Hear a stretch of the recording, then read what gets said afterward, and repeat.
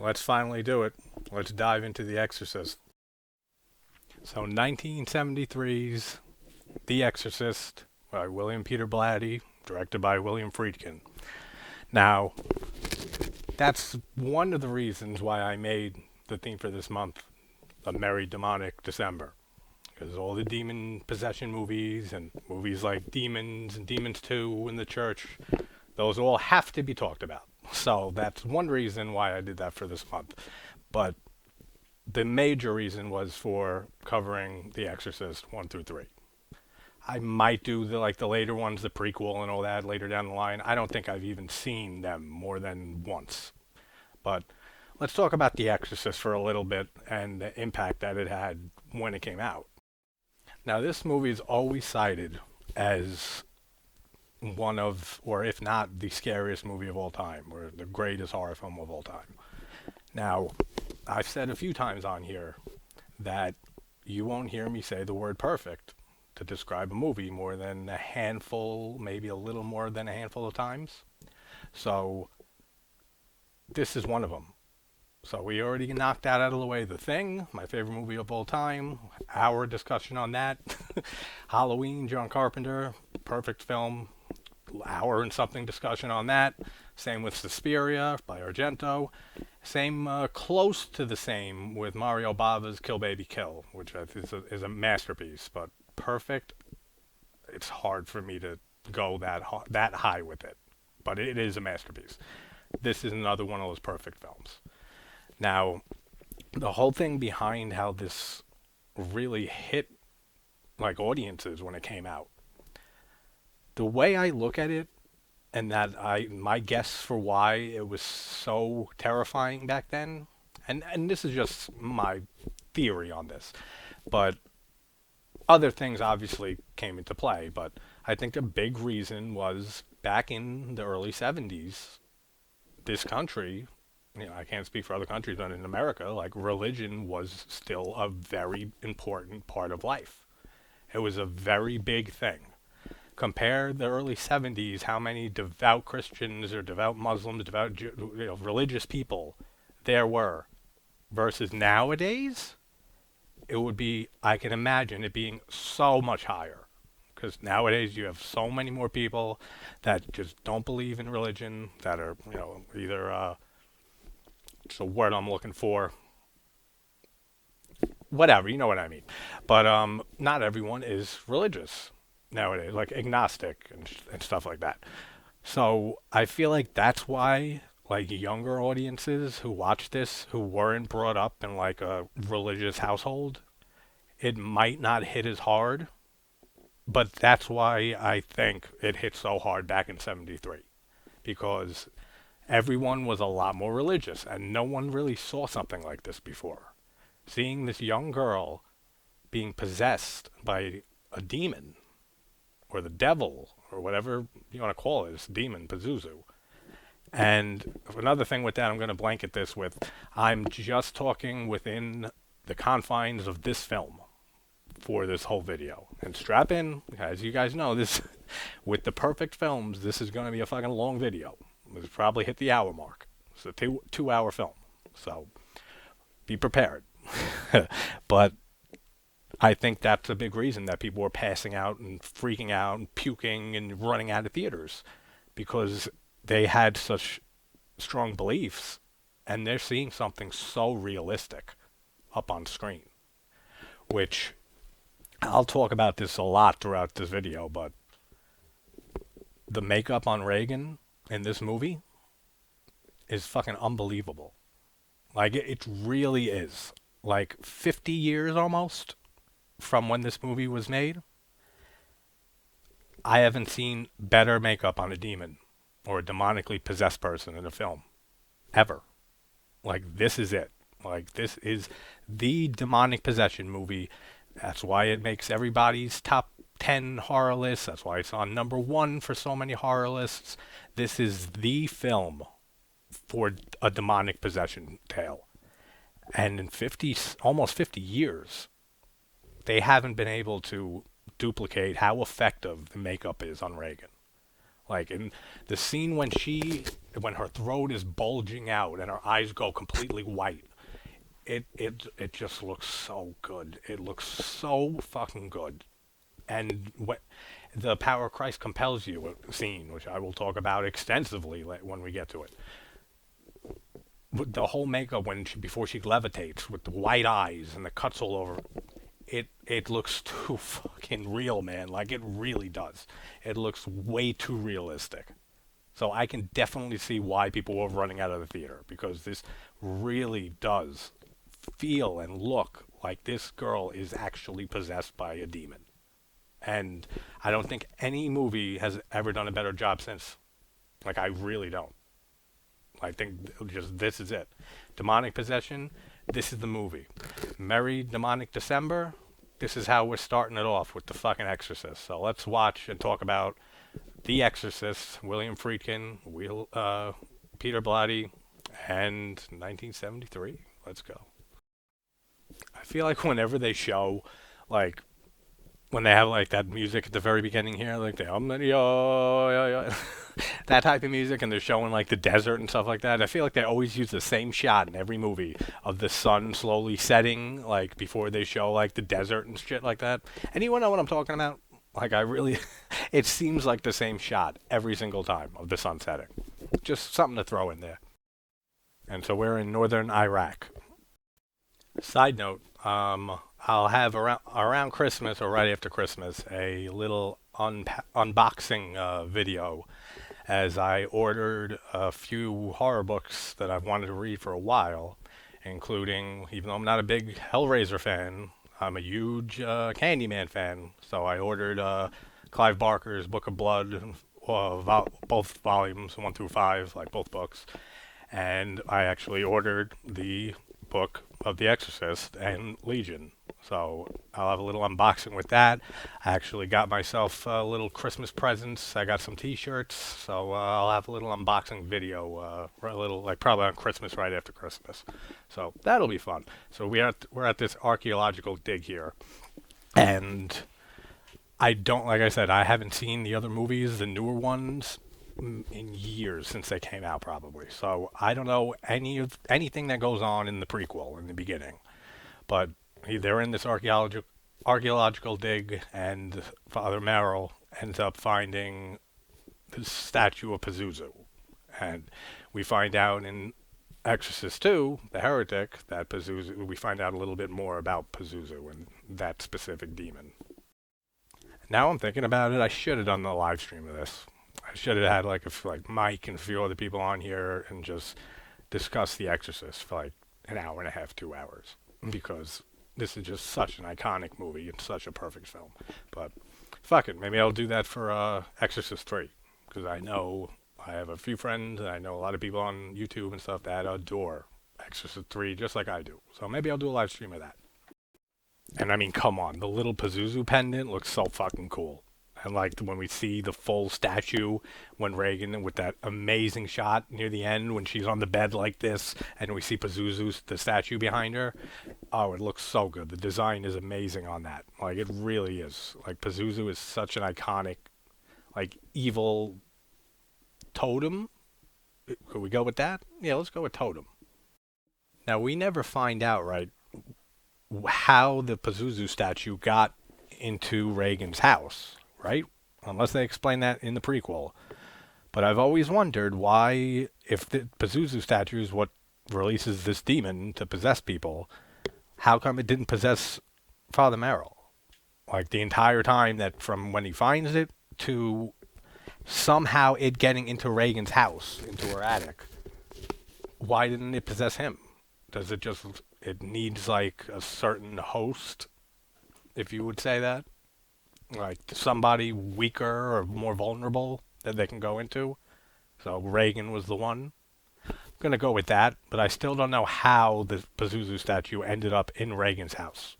So if anyone has a idea on that, or if they explain it in the prequel, if they explain it in the prequel, then don't tell me.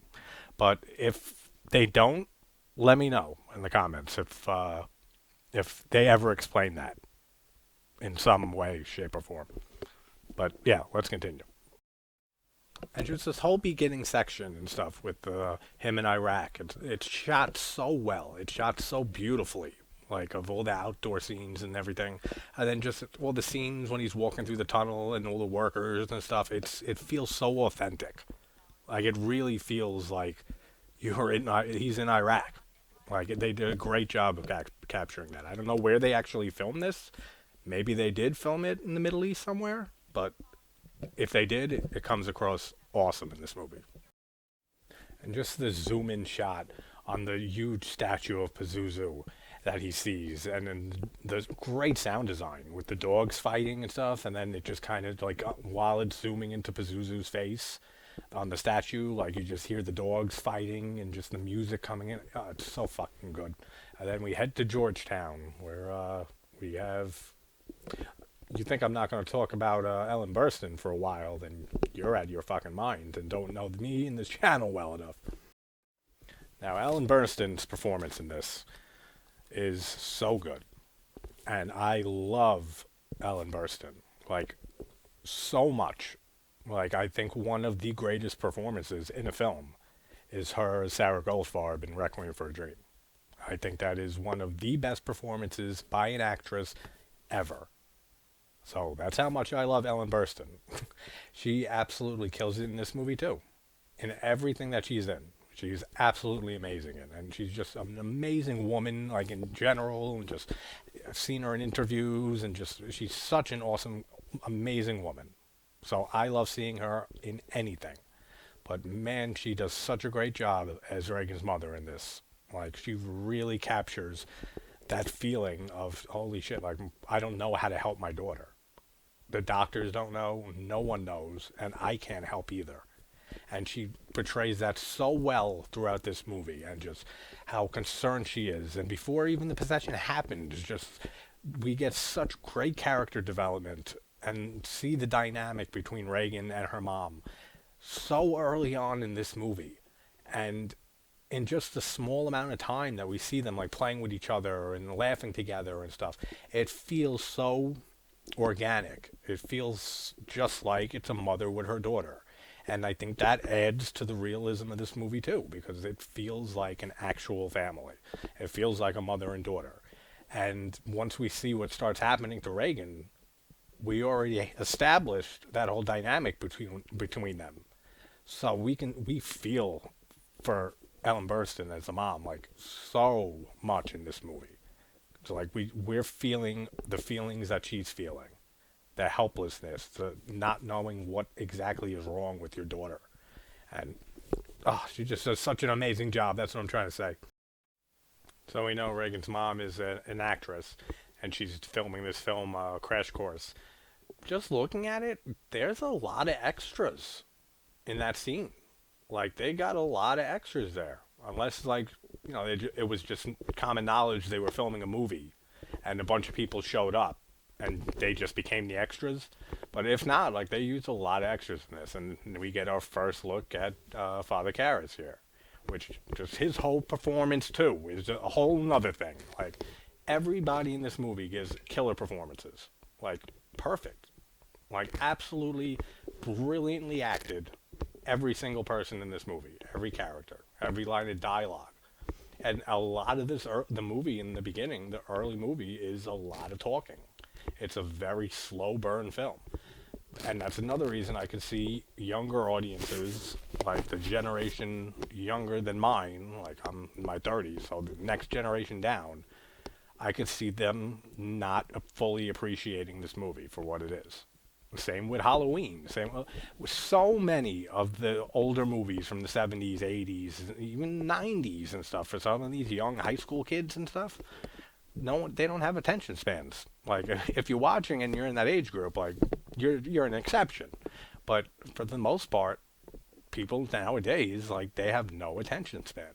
That's one reason it's hard to grow a channel like mine, because all my videos are 30 minutes, 45 minutes per film on just one film.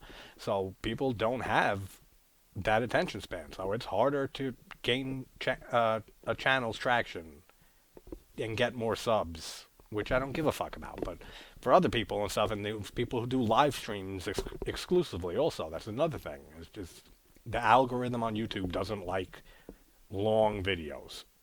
And a lot of that is because people can't fucking pay attention for more than 10 seconds today.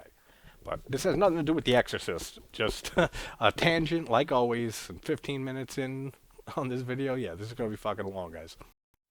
And then Linda Blair in this movie. Like, what can you say about her performance, man? I mean, she kills it. Absolutely as Reagan in this. And she's such an adorable girl. And again, like how we feel through the mom. Like, you feel so bad for Reagan. And Linda Blair does such a great job of portraying this innocent child, this innocent young girl that doesn't deserve any of this at all. I wouldn't wish what happens to her on my worst enemy. But for this innocent young child who's just growing up and figuring the world out, and then you get possessed by a fucking demon, like, dude, like, I don't know what I would do. Or how you can even function after that. And we see some of what happens with her in The Heretic in Exorcist 2, which that's going to be a fucking blast to watch. There's actually a good movie in there. Like, deep inside. But it's just, it would have to be so taken out and rewritten and everything to even put together a cohesive, good version of it. I'll talk about this in The Heretic because let's not ruin the perfect Exorcist with with the sequel, The Heretic. You get that one of a famous line from here. Father, can you help an old altar boy? I'm a Catholic. Great line. And with Father Karras, just how we get his backstory and just finding out that his mother died and how close he was with her and how Pazuzu, the demon, uses it against him during the exorcism. And it's so well done. It's so well explored. Like, it's handled in such a perfect way that when we finally, in that exorcism scene, get that line from Karras, when "You're not my mother," and he freaks out, and then he's asked by Meryl to leave, just the whole setup for that, with introducing the whole backstory of his mother dying, and having that in there, and all of that, just adds so much to that one line in that whole scene with the exorcism in the end. Like, it's so perfectly done, man. Like, oh, I love this movie. And just the way, like I was saying with Reagan and her mom's dynamic, just the way that with the scene of Karras caring for his mom and wrapping her leg up and saying that I can send you somewhere, that you wouldn't be alone, all of that, like, it's the character development and is so well done in this movie so early on that it gets it out of the way, it makes us care about these characters. And it just adds so much to the last, like, half hour, 40 minutes of this movie. It's so perfectly done. Like, William Peter Blatty and Friedkin, like, both of them, just unbelievable work on this movie. Alright, though, but, like, it's a perfect film, but I still can't help point out stupid shit. So they find the Ouija board the mom brings out, and Reagan says that she's been playing with it, and that Captain Howdy, we get the whole story of her imaginary friend Captain Howdy, or the demon, Pazuzu, whatever you want to call it. So I've always took it that the Ouija board was what woke up Pazuzu. Does anyone else think that? Or have a different theory or something like that? Because if not, why even introduce the Ouija board in the first place in this movie? So I've always taken it that playing with the Ouija board is what awoken Pazuzu. Again, how did the little trinket of Pazuzu, the little carved statue, get into Reagan's house? I don't know. So that's like a big mystery. But just the whole thing with her right now, with her like putting Reagan to bed, and just the laughter between them, and just you could feel the love between them. It's so excellently done. But when they were playing with the Ouija board, and the mom says, "Let's both play," and she puts her hands on the fucking triangle thing. Why can't I think of the name? But she put her hands on there, and then it so clearly pulls by itself over into Reagan's hands, and she just says, "Oh, you don't want me to play. You don't want me to play. You didn't see or feel that thing pulled out of your hand by nobody." Like, come on, really? Like, no, she didn't think that was strange in the slightest. I don't know. But notice that. Like, really? Like, she didn't think that was strange? Because immediately I would be checking for, like, magnets and shit under the table. So, I don't know. Just something to point out. And then just the whole, like, subplot that we have here with Karis of losing his faith. And just how, throughout the events of this movie, he really starts to believe. Especially, it's even more reinforcement for him to want to believe after his mom dies. That to know that there's something else. And that leading up again, like most of these things, how they all just lead up to the last half hour of this movie. Oh, come on, man. Like, there's a reason this is number one in the top three on, like, any horror list that you'll find anywhere. Like, for goddamn good reasons. And them thinking they got rats in the attic. Did you hear that initial bang? That's a fucking rat? I'd love to see the rat that caused that noise. Like, absolutely. Show me a rat that did that. And I'll give you $1 million that I don't have because there's no rat that did that. Like, at all. So this I never understood. So somebody chime in the comments if they know an answer to this. I never understood the scene when the priest walks into the church. Sounds like the beginning of a joke. And finds the statue of Mary defiled with like the fucking cone tits and dick coming off of it. Who did that? Like, is that Pazuzu? But Pazuzu is in Reagan's house, like about to possess her. So like, what caused that? Like, who defiled that statue? Was that just a scene thrown in, like somebody else in the city or something came and did that for no reason? I don't know. Like, I never understood that scene. So if someone has an idea, let me know. Like, who and why defiled that statue of Mary in the church? Like, I really would like to know. Demi, why you do this to me, Demi? What a fucking iconic line that is, too. I mean, just, so many lines in this movie. But man, he's punching the shit out of that punching bag, Karis. Taking out them frustrations. And just the house, too, and the exterior shots of the house. And I mean, especially when Father Merrill shows up for the exorcism at the end. That's one of the most iconic shots in a film ever. But, like, all the exterior shots of the house, like, such a great look to it. Like, the house looks awesome. And it just starts looking more and more sinister as the possession starts growing and, going on for longer and longer. Great job with the house. All right, so the mom's reaction when Reagan comes down to the party and pisses all over the floor. I mean, again, infamous scene. But her reaction is so not what it should be. Like, if Reagan's what, 11, 12 in this movie? I forget. I think that's right, like 11 or 12, maybe 11. But my daughter's 8, going to be 9 in February. If she just came downstairs and just pissed all over the floor, like in front of everybody, like at 11 years old, I would have a much like more urgent reaction. Like, holy shit, babe, like, are you alright? Like, you're pissing on the floor. Like, something like that. Not like watching her and then going, oh, Reagan, and then, I don't know. The reaction is so much less than it should be.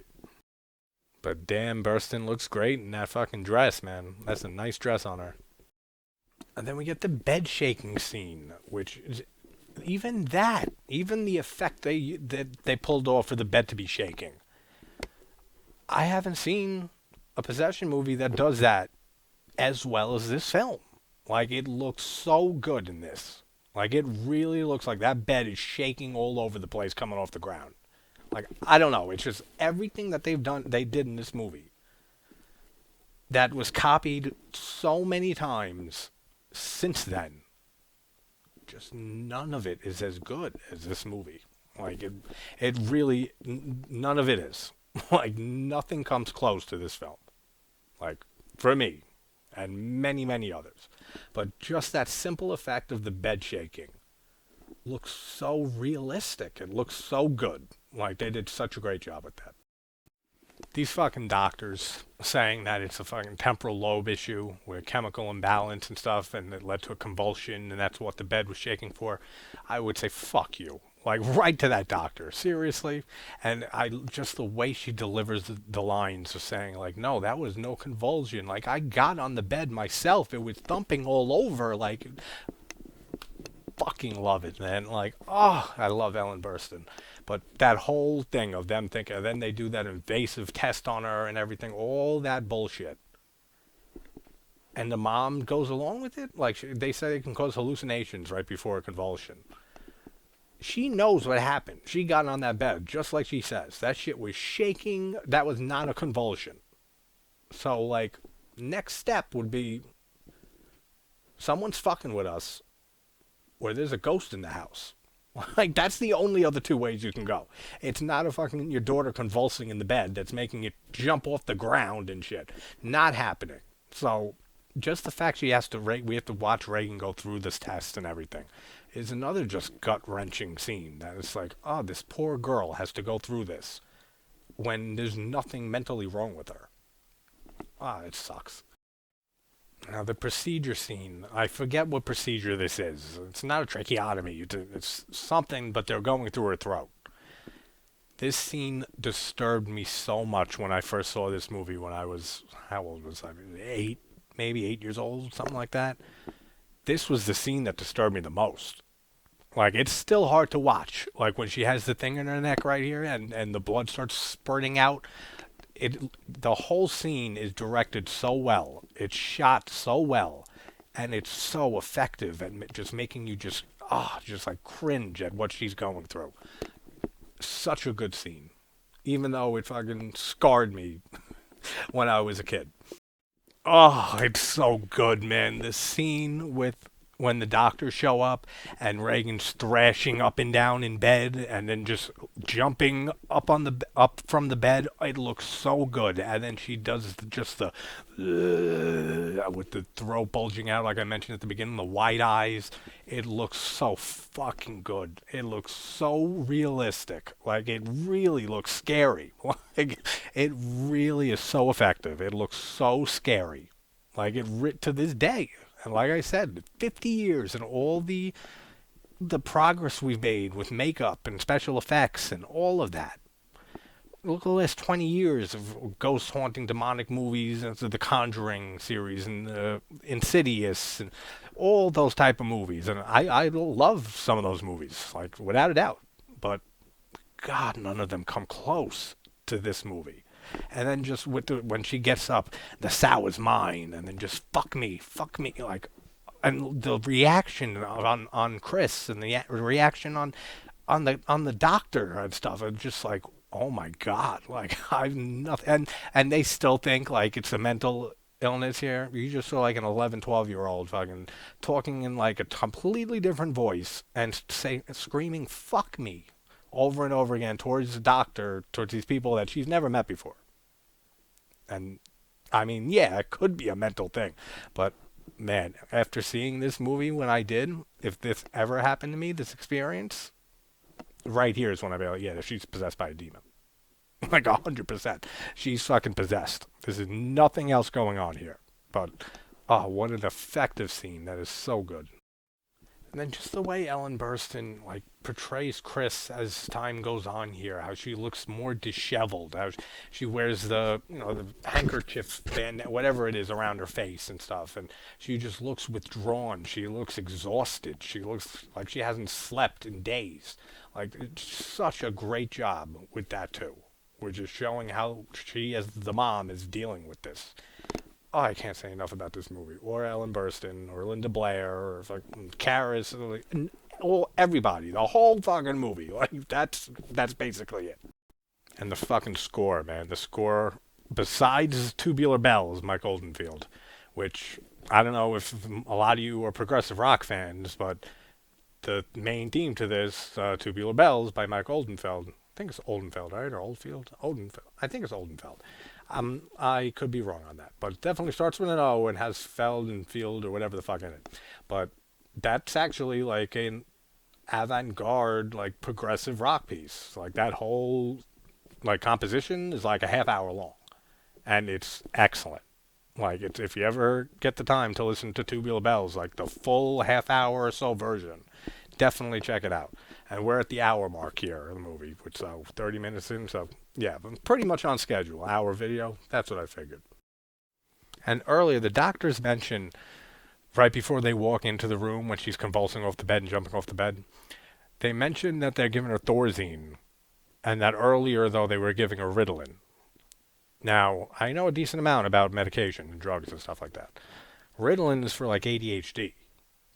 So it's a stimulant. It's like an amphetamine, basically. It's like speed, which is pretty much close to meth, like in chemical structure. So I wonder why they were giving her Ritalin, like an amphetamine, to try to calm down her convulsions. Like that seems like it would cause convulsions, or like help cause one if one was already brewing.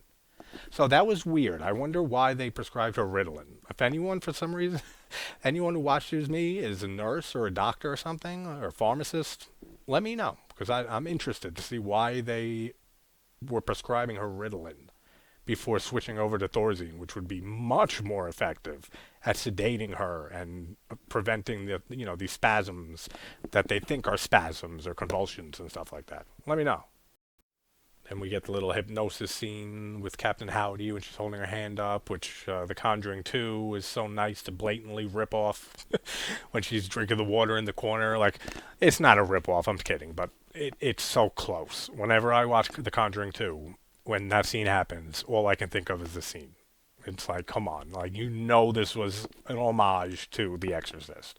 Like this is such a famous scene too, like with Captain Howdy, her being hypnotized and all of that. And then when she ends up grabbing the guy's fucking dick and squeezing his balls, and such another great scene.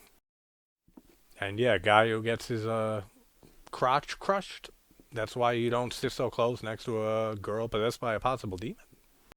And I've said it before, I'll say it again. The sound design is just fucking brilliant in this movie. The voices out of Reagan as the demonic voices, again, another thing to this day, not been topped. Like just the like raw, guttural, demonic voice coming out of her and stuff. It sounds so good. It sounds so realistic. It sounds like if this whole movie, if demons were real, and this actually happened in real life, because I don't believe in any of that shit. I want to, but I don't. I believe in aliens, 100%. That's like the one thing I do. But demons, ghosts, all that, I'm very skeptical, but I want to believe. So I'm kind of like Dana Scully, I guess, versus Mulder. But I forgot where I was even going with that, so never mind. The whole scene between Lieutenant Kind and Karras is so good. Like, such a great, long scene. There's not a million cuts like we see in movies today. It's just cut, cut, cut, cut. It's so distracting. I hate that in movies. And in certain movies, it depends on the movie.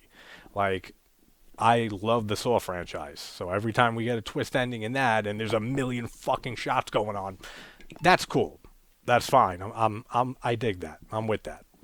In other movies, it's just so, especially during non-eventful things, when it's just a conversation and it just keeps cutting to I love seeing in the older films like this, just long, drawn-out scenes, not many cuts, just dialogue between the two characters, and the dialogue is great. And they're talking about the desecration at the church, and they're talking about Burke, the director, who was found at the bottom of the street with his head completely turned around, and that are they connected? And I forget if they even explain that. That goes back to what I was saying, like who desecrated the church, the statue of Mary.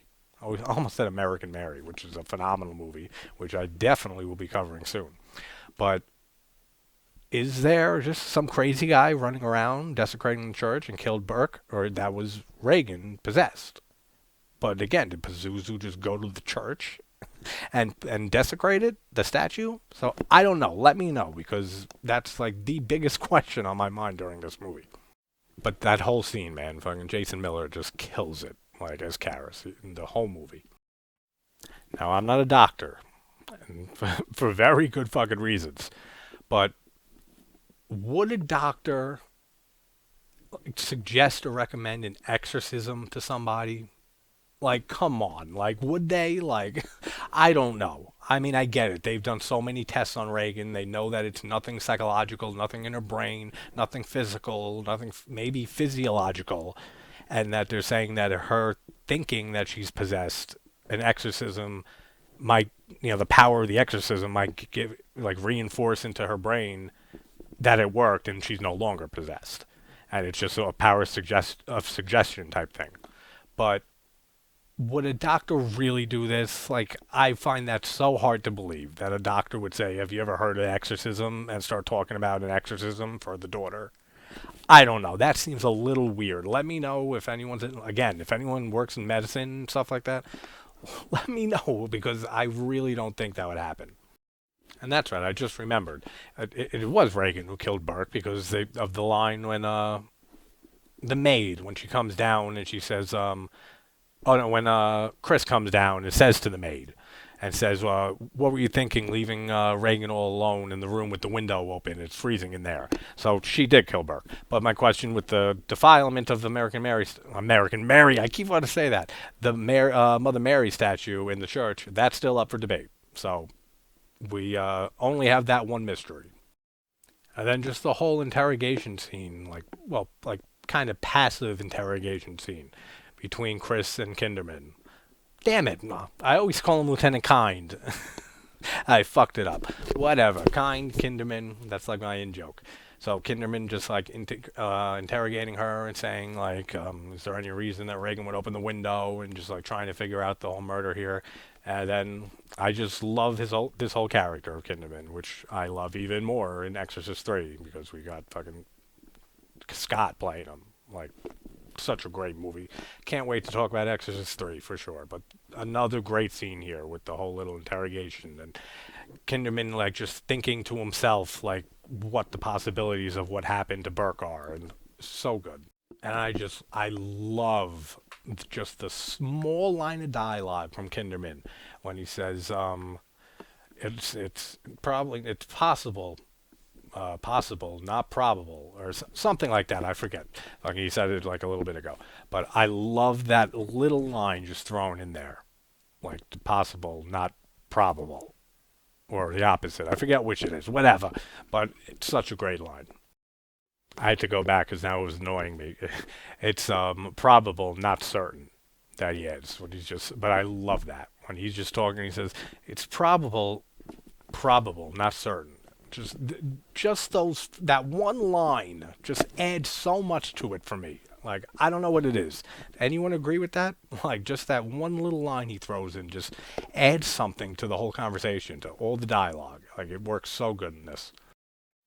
And I love just the whole like this had no reason to be in the movie. Like this little like not transaction, but this little like exchange between Kinderman and Chris did not need to happen or be in this movie. But the whole thing with him asking for her autograph for his daughter, then him just laughing and saying like I'm kidding, it's for me and stuff, and that whole little exchange is great.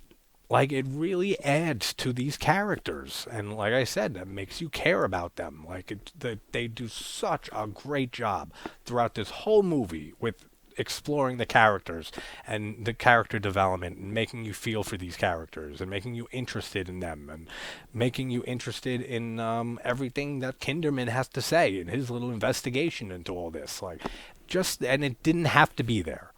Like in any other movie, that would have just been a cut little line or transaction. I keep wanting to say transaction, exchange, and it would have been left on the cutting room floor. Just the fact that it's in here is great. Like I love that little exchange between them. Oh man, the fucking scene. This is such an infamous scene. The whole scene when she walks in, when Chris walks into the room, and and just sees Reagan there stabbing herself in the crotch with the crucifix and masturbating with the crucifix. And this scene always reminds me of my ex-girlfriend for some reason. And and then her just smacking Reagan and struggling to get the crucifix out of her, and she slaps her, and you know what she did, your cunting daughter, like, oh, it's so fucking great, man. This is a movie though that this would not, I don't think this would be able to be made today. Like, I don't. Like, imagine having a movie come out today with that the scene from earlier with her saying fucking, fuck me, an 11, 12-year-old girl to the doctor. And then this scene with her stabbing herself in the vagina with a crucifix, saying, "Oh Jesus, fuck you, let Jesus." This ain't getting made today. Are you serious? Like, this is a movie that would not be made today. Like, let me know if you disagree, but I feel like there's just some things in this movie that it wouldn't be able to be greenlit. Like, they would say you must cut this out.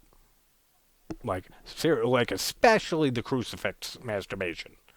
Like, that's fucking like something I would not see in a film today, unless like unless it's like an indie film or something like that, like something like Terrifier, like that type of movie. Like, not a big fucking release or something like that, like more underground. Like, I can see that in a movie like that. But I couldn't see this in the movie like earlier, like I said, like the Conjuring series or any of those like ghost movies, demon movies that we get nowadays in the last like 2 decades or so. I just don't see it happening. Like, it's so effective, it's so disturbing, and it just looks so fucking good, man. And then she has the dresser come not levitate, but come sliding across the floor and almost fall on her. Like, yeah, that's now is the time like that you get an exorcist. Like, now that if I saw that and that was my daughter and I walked in and she's stabbing herself in the crotch with a crucifix. Yep, she's fucking possessed. This bitch is fucking demonically possessed. Time to find an exorcist stat. Like, that would be my thought process. And that's basically what she does. Because now she goes and talks to Karis. So, but then he says about exorcism that it was stopped in like the 1600s. But then he proceeds to say all about exorcism and that he'd have to get it approved by the Catholic Church and stuff. So it's a little weird, this scene with them, like the dialogue between them, because how he just so quickly goes from like exorcism is dead and like is never performed to, yeah, it's performed, but you got to get permission, you got to do all this. Like, it's kind of weird. Every time I see this scene, I'm like, yeah, but you like just said that it's not done anymore. But now you're saying like do this, and this, and then we're good. We'll start the exorcism. I don't know. It's still a great scene though. And just Chris crying on Karis's shoulder, and him saying, "I can see her as a psychiatrist," but and like her saying she doesn't need a psychiatrist, she needs a priest. She's seen every fucking psychiatrist like in the world, and they're sending me to you. You're gonna send me back to them, and then her just crying and just saying, "Just help her, please, just help my daughter." Like, oh, it's so fucking good, man. Like, oh, I love this movie so much. That first shot of Reagan, as soon as Karis opens the door for the first time, sees her for the first time, when her arms are spread out and just with the makeup and scars on her face, I love it. And again, just the sounds, the sound design with her quiet little voice coming out and stuff, and just I'm the devil, like, so good.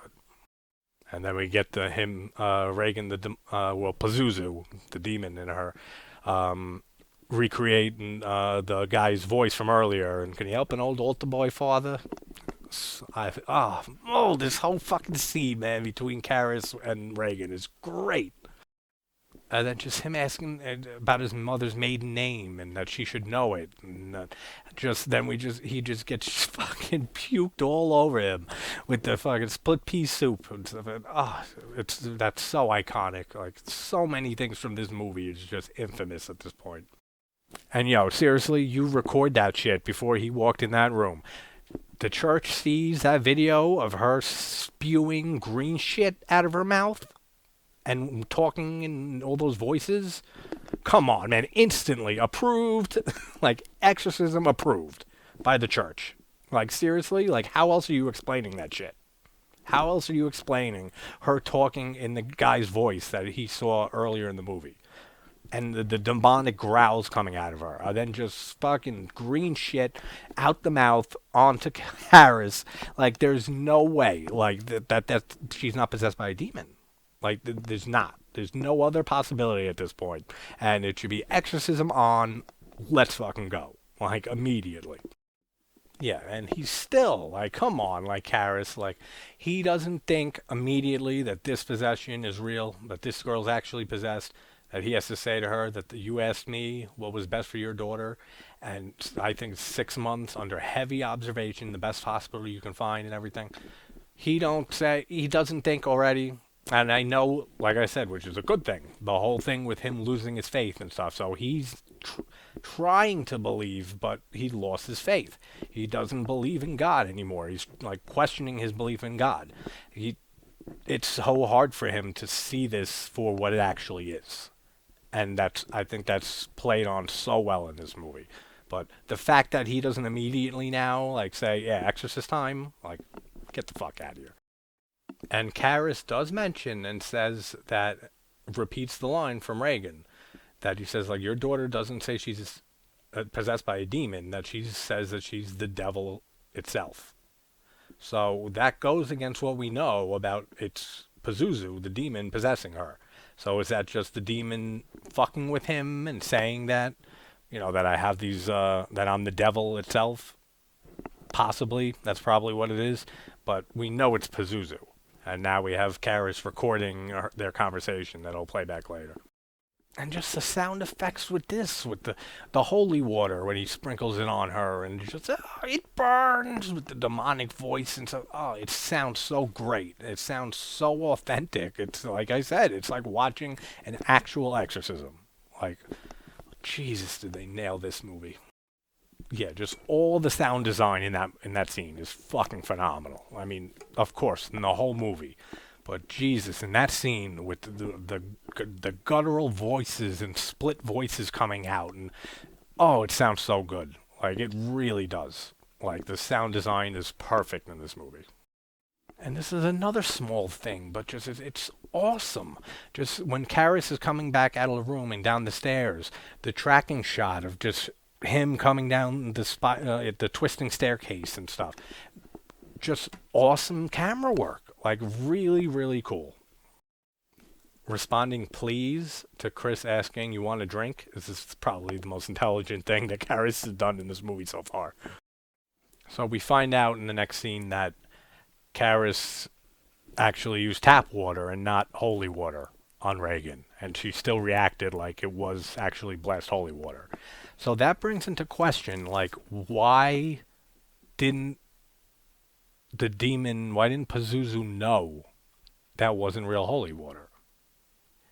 You can look at this whole movie in a different way. You can look at it as this is all in Reagan's mind. And just like the doctor said in that scene, that power is suggestion, that her whole thing with Captain Howdy at the beginning of the movie and stuff, she put it in her head and then ended up thinking she was possessed. And after performing the exorcism, she was cured. Obviously, that's not what happens, because we see Karras get possessed and die at the end and sacrifice himself. But you could look at it like that. Like, and it's interesting if you think about it that way. But just so awesome, man. The theories you can go on with this movie. Oh, yeah. But so I wonder why that is. Why doesn't Pazuzu know that it's not blessed holy water, that it's just tap water, and still respond to it like that? Because, like I said, if it was in her head power suggestion, that's basically what just happened. Was that he said it was holy water, so it worked on her like holy water, even though it wasn't. So, is the demon just fucking with him? Like, that's another thing I've never really came to a concrete answer on. So, let me hear people's ideas in the comments. And just when Karras and the nanny or the maid or whatever walk into the room, and it's cold, freezing for the first time, and like you could, and especially when the exorcism takes place, you could feel the cold. Like, just like when I said in The Thing, like, you could feel it's a cold movie. It's the same with these scenes in here. You could feel the freezing cold air in the room. Like it's so effective. It's so well done. It's so well shot. The sound design is perfect. The cinematography is perfect. Like everything in this movie is just perfect. Like absolutely perfect. And just I love the fucking sound design. Like as a musician, I always talk about the sound design of a movie in all my videos for the most part, unless it's just doesn't have anything like great in the score or anything like that, or it doesn't have good sound design. But God, man, and then just you feel the cold in that room. And then we get the amazing fucking pan and shot on her stomach and help me is coming bulging out of her skin, and even that still looks fucking amazing. Like it's so fucking good. I love it. Then we get the scene with the church talking about the Exorcist and who they would pick and stuff, and they're talking about Father Merrin. I don't know why. I think I was. Did I say Merrill earlier? I don't know why. Like for some reason, I always mess his name up and confuse it between Merrill and Merrin. But Father Merrin, they mention and stuff, and say for him to come and that he was working in Iraq, but now he's at Woodstock, and we're about to get the one of the most iconic scenes. And then we get the amazing scene with Marin showing up, which is perfect. Fucking awesome, man. That's one of the most iconic scenes in a movie, when he gets out of the cab and Marin's just standing there looking at the house with the fog and everything. A perfect scene. Just perfect.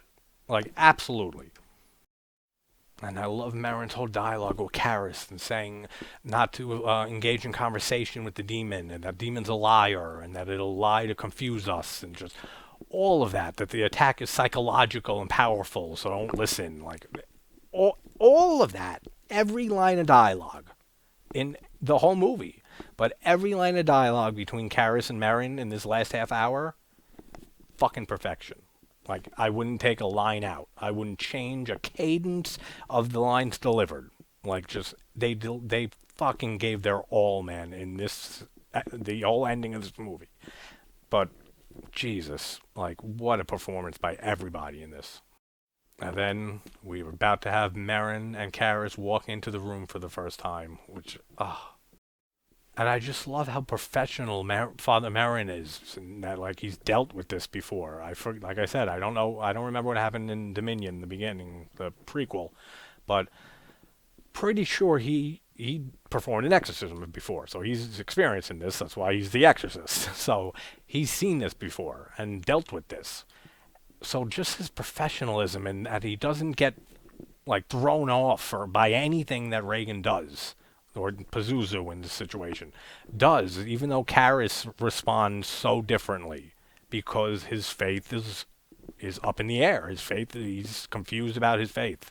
And just both's reaction to Reagan and everything she does in this scene. Like when she spits the pea soup onto his glasses, he just calmly takes them off and cleans them off and stuff, and like doesn't show any type of emotion or like that he's pissed off. Like, I'd be fucking ready to kill this thing. Are you serious? Puke that shit on me? And just the way that both of their performances are in this scene, it's fucking so good. Now, like I said, I'm not a religious person, but I did go to Catholic high school. I was grown up Catholic, so I know a lot of these prayers and lines and stuff, but just that too, just like it feels again just authentic. It feels like a fucking exorcism's happening in front of your eyes, and just all the readings between the Merrin reads and the responses from Karras, and just all of that is fucking so good in this scene, and the whole last half hour here with the exorcism, so good, man. Like, I'm so happy I chose to do this movie today. And then Karras, when he gets distracted, when he's looking at the bed levitating in front of him, and he can't believe what he's seeing, and he's just like, and then you have Marin saying, Father Karras, Damien, and like trying to get his attention. I love it. And then that quick little flash of the demonic face on Reagan's face, like when it's getting really intense. And oh, it looks so good. Just that creepy fucking demon face that shows up for like a second and it's gone. Such a great inclusion. Oh, and when her head like is turned on the bed and it starts the puke starts coming out the green shit and the contacts. Oh man, it looks so good. It looks so real. It really does. And like I said, this whole movie, but the last half hour here is some of the best sound design in a film, like ever. Like the sound design with all of the demonic sounds coming out of her, and just how it's mixed and how it's mixed with their lines being delivered back and forth. And it's so perfect. It's absolutely unreal how they did this movie, especially the ending half hour here. Your mother sucks cocks in hell. And then just the way Marin, when he goes over there and just really intensely starts saying, you know, I cast you out, like in the name of the Father and of the Son. And then she comes up and the head twirl, the head spin around, and it sounds so fucking good. It like just the bones cracking looks so good. This scene here is one of the most greatest scenes put to film ever. The tension in this scene, the feel of and mood of this scene, the atmosphere in this scene, the delivery of the power of Christ compels you over and over again. The shot of Reagan before she levitates off the bed with the wide eyes and shit, it looks too real. Like it looks like the most real shit in this movie. Like how they did that back then, and they still can't capture that same effect or that same look in a movie today. It blows my mind. But like I said in Halloween, the whole chase sequence with Michael chasing Laurie back to the Doyle house, and she's banging on the door and throws the plant up to wake up Tommy, and she's like, Tommy, please. And just perfect scene, the most tense scene put to film. The Thing, the whole respirator scene is my favorite scene ever in a movie. Then you have this scene with the power of Christ compels you. Is just fucking perfection. Like 100% perfection. Like they couldn't have made it any better. And the shot of her while she's levitating, the above shot of her with the arms spread with the white eyes is one of my favorite shots in the movie. Like, oh, it's so good. And the tension with just them repeating over and over again, the power of Christ. Power of Christ compels you. The power of Christ compels you. Like, oh, it's so great, man. Like, oh. Another small thing I love about that scene is I had to rewind it and watch it again. The fucking power of Christ compels you scene. Oh, God, it's perfect. But what I love about that scene too is that they even paid attention to detail that he's throwing the holy water each time the way you would throw holy water, like holding half the opening and throwing it so all the water doesn't come out. Like so many movies wouldn't pay attention to that. They would just have an empty fucking bottle and just throw it. Like just the fact that he did it that way. And that he was actually throwing the holy water, covering the top of the hole so that he doesn't toss all of it out. And that there's water in it during the whole scene.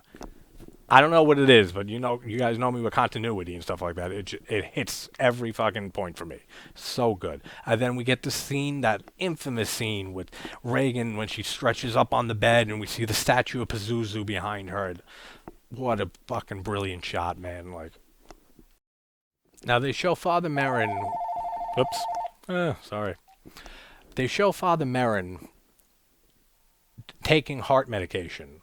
I'm assuming because I know he, the demon kills him by just like stopping his heart, and they mention that more and show an extended scene and stuff of Pazuzu reaching out and grabbing his heart in the next movie in The Heretic. So we know he has a bad heart.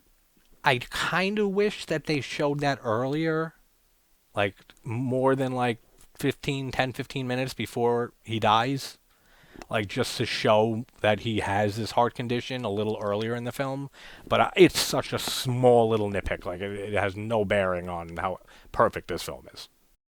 Oh, then we get just another perfect scene when Karis is sitting on the bed, and Marin's in the doorway, and she starts speaking Italian like his mother, and just he screams out, you could feel every emotion, every fucking ounce of pain in this guy. Which you're not my mother, and he starts fucking almost crying and shit. Well, Demi, why you do this to me, Demi? Like hour mark. But oh, it's so good. You could feel every ounce of pain and grief and loss and maybe even guilt for some reason of the loss of his mother in just that one line.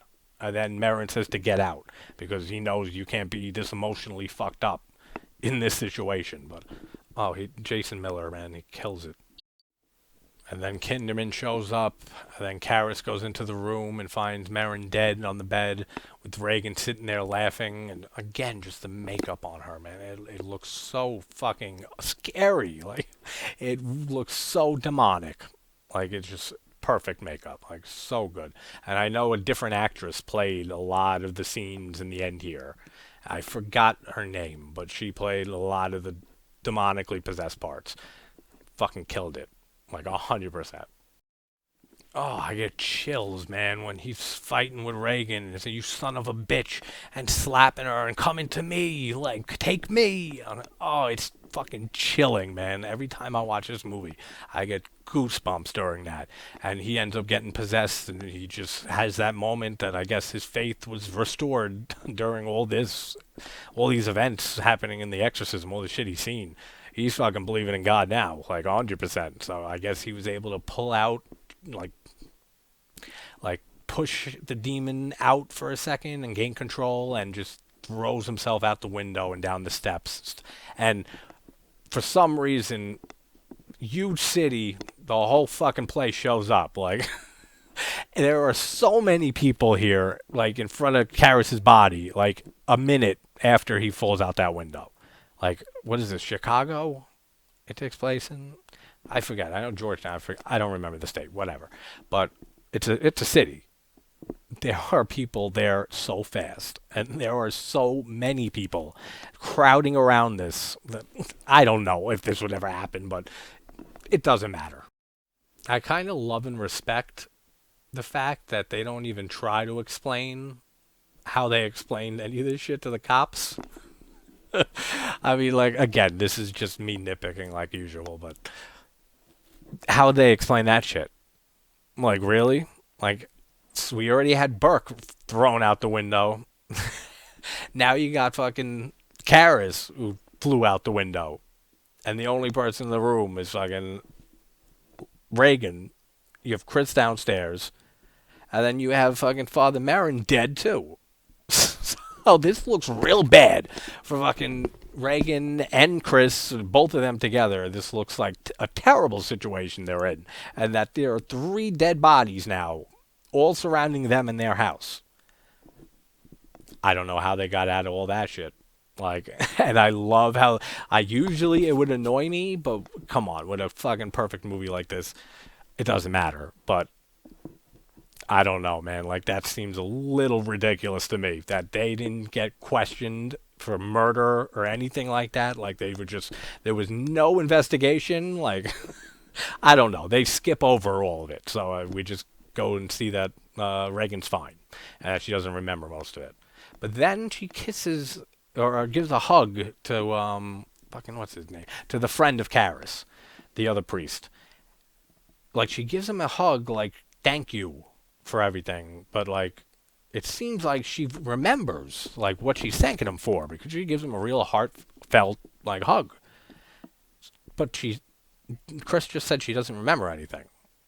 Again, little nitpick, but whatever. Fucking, we have Reagan is fine, and just, oh man, I mean, what a fucking phenomenal movie. Like, what more can you say about it? It's the fucking Exorcist. It's iconic.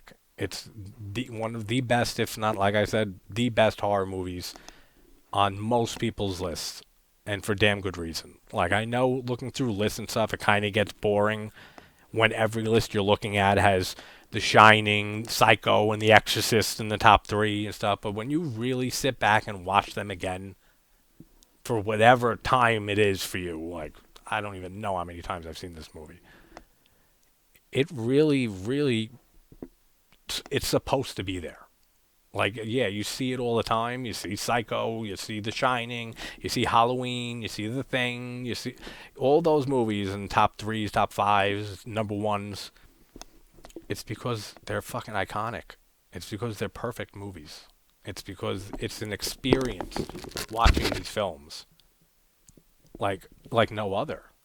Like, watching this film is an experience. Same with the Halloween and The Thing and the Suspiria and a few others. But goddamn, man, The Exorcist is just perfect in every single way. And this has just been an awesome rewatch. And I'm kind of interested to get to The Heretic.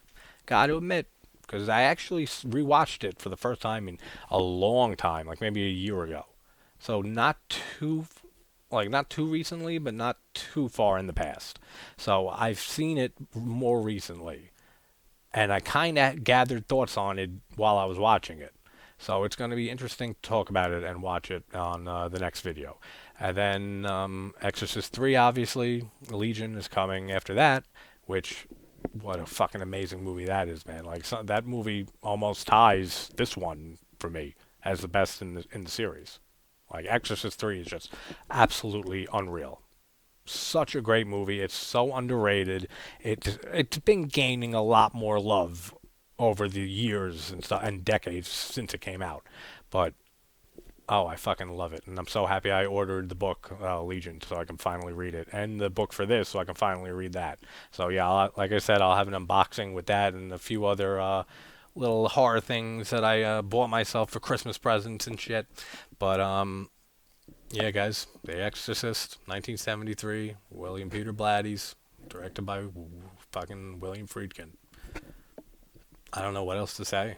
It's just the demon movie, the demonic possession movie. There's no other film that comes close.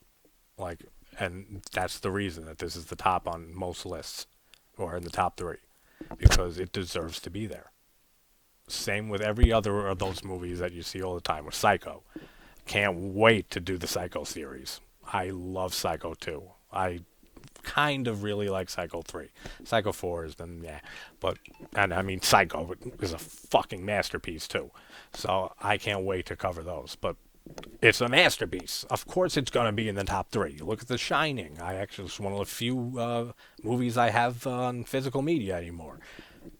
Can't wait to do The Shining, and actually I ordered Dr. Sleep. That's another thing I'll have in that little unboxing video. I never read Dr. Sleep, the book by Stephen King, and I've never seen the film. It was one of those movies I just skipped over and forgot to go back to. So I think I might read the book first and then do The Shining and Dr. Sleep and cover those two. But alright guys, this is like an hour and 7 minutes, just pretty much right where I expected to be. But man, what else can you say? Just an absolutely perfect film. Just perfect sound design, perfect performances, just brilliant score, just the effects, the best demonic and demon effects to this day. Just never been topped. Unbelievable looking, and just everything about this movie. It's just every shot, every line of dialogue, all of that, which I mentioned in all the perfect movies that I cover, which is not often. So it's always a treat to be able to talk about just an absolute classic, perfect movie. And The Exorcist is one of them. So, alright guys, well, I'll try to I don't know if I'll have Exorcist 2 up next, or if I'll have Nightmare on Elm Street 5, because I still have to finish Nightmare on Elm Street series. So I got 5, 6, and Wes Craven's New Nightmare left. The remake, I might do. I'll probably do, just to fucking tear it apart. But so next video, either The Heretic, Exorcist 2, or the one I just said, Nightmare on Elm Street Part 5. But wherever you're from, I hope you're having a great morning or night, and I will talk to you guys soon. Take care.